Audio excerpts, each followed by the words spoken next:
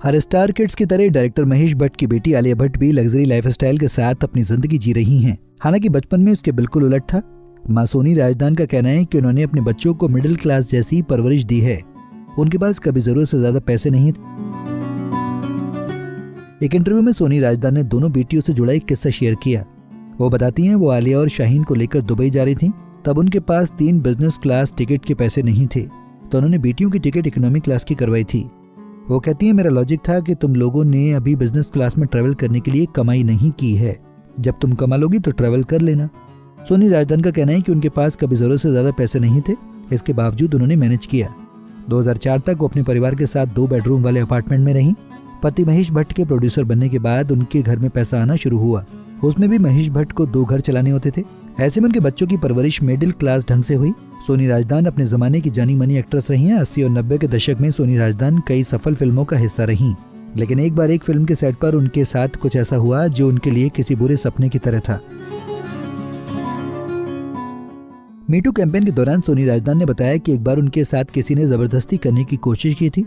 एक फिल्म की शूटिंग के दौरान उनके साथ रेप की कोशिश हुई थी। हालांकि वो कामयाब नहीं हो पाया। सोनी ने इस मामले की कभी कोई शिकायत नहीं की। उनका कहना था उस व्यक्ति के परिवार और बच्चों को इस घटना से प्रभावित न होना पड़े, इसलिए उन्होंने शिकायत नहीं की।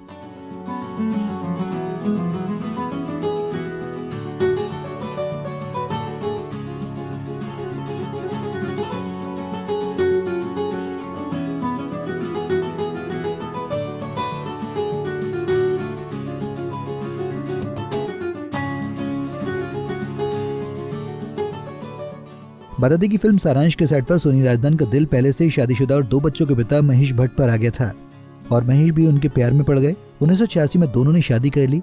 खबरों के मुताबिक महेश भट्ट ने सोनी से शादी करने के लिए इस्लाम कबूल किया था। पहली बीवी से महेश भट्ट को 2 बच्चे थे, पूजा और राहुल भट्ट। पूजा भट्ट ने एक इंटरव्यू में बताया था कि पहले वो सोनी राजदान से बहुत नफरत करती थीं। उन्हें लगता था कि सोनी की वजह से उनके पिता उनसे दूर हो गए। हालांकि अब सारे गिले शिकवे दूर हो गए हैं।